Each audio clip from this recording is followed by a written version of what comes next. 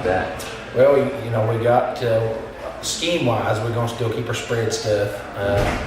Under center a little bit more and some two-back stuff, offset I, run the ball a little bit more out of those sets, throw some play action stuff.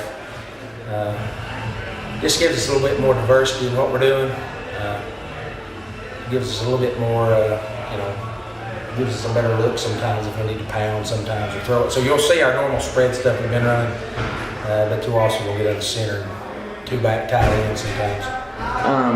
On paper, it looks like, basically you got all your skill players back, most of them at least. But it seems like you sort of lost, the heart of your team, J.C. Garvin, some of your linebackers, and some of the defensive line. How do you think you're going to be able to replace them? Well, offensively, we got a lot more experience back than we do defensively. Obviously, losing J.C. Garvin as a tight end is a big loss offensively. But on defense, we're probably going to start 2, maybe 3 sophomores. You're probably looking at 7, maybe 8 new starters on the defensive side of the ball, as opposed to maybe 2 on the offensive side of the ball. Yeah. Okay. So, yeah. How many starters you got back? We got probably 9, 8 on offense, and 5 on defense, so 13 total starters. 8 and 5, you said? Yeah. Okay. How many seniors did you lose?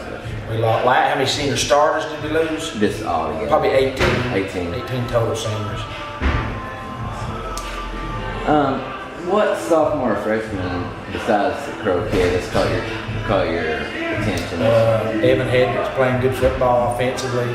Dylan Wigger, quarterback, and getting some reps. And defensively, Jacob Stricker's played as good as any sophomore we've had here in a long time on the defensive side of the ball. He's a heck of a football player. So, your defense has been a little bit inconsistent at times, I guess. Like last year, the first 2 games you gave 110 points, but then after that you went on a great run.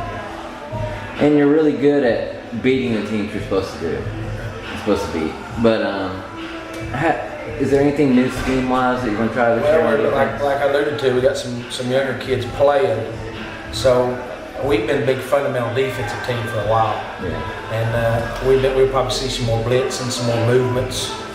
Disguising some coverage because we're playing, some younger kids who we're going to have to get on the move and instead of having them sit there and read. So you may see some more blitz and defensively than we have in the past. Oh, okay. Last year you won a lot of games on game management too. So, do you think you have the depth and speed this year that you can actually sort of pull away from teams, not have to go so many overtimes? Well, that's a good question. I'd like to say I hope we do.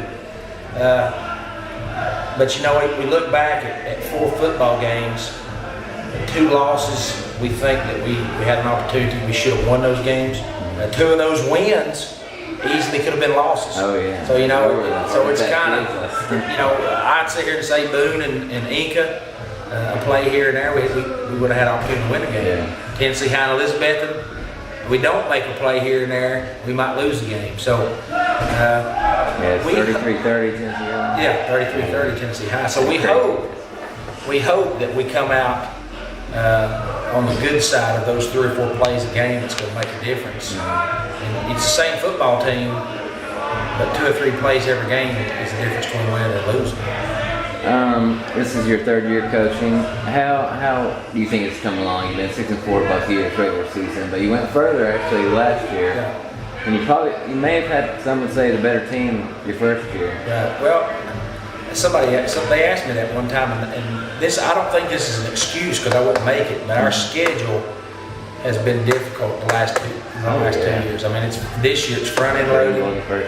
We're playing people that's twice our size, or and 50% this day. Yeah, 50% bigger than us. And so, do I say that we're satisfied? No. I mean, we don't want to win just 6 and 7 games, but we do feel like we've competed in some games that if they go the other way, that record maybe looks a little different than what it was. So. Oh yeah. Next to last, what's your biggest concern going into the year? Number 1 would be game experience for some of our guys. So yeah. And then number 2, as always this time of year, and it hadn't been that hot, but conditioning the first 2 or 3 games is always a big deal. I mean, as a coach, I think you can control conditioning, and you always wonder if you've got the right mix between, you know. How has your team been health-wise? Knock on wood so far. Okay. We've had no major injuries, you know, nothing, just a few bangs and bruises, so we're all right in that. Final question: what best describes this team you got right now? Is it like a hard-working team? Are they disciplined, or are they? This is, I can say this is a tight-knit, it's good chemistry and a hard-working, smart bunch of kids, yeah. I mean, they like to, and they're having a good, you know, they have a good time. There's nothing too crazy, but I guess I'd say they're a family. You know, they hang in there through the thick and thin with each other, and hopefully, you know, team chemistry is the difference between those games. You know, 5-5, 5-5 or 8-2 is the difference. Those 3 games. So hopefully that works out for us.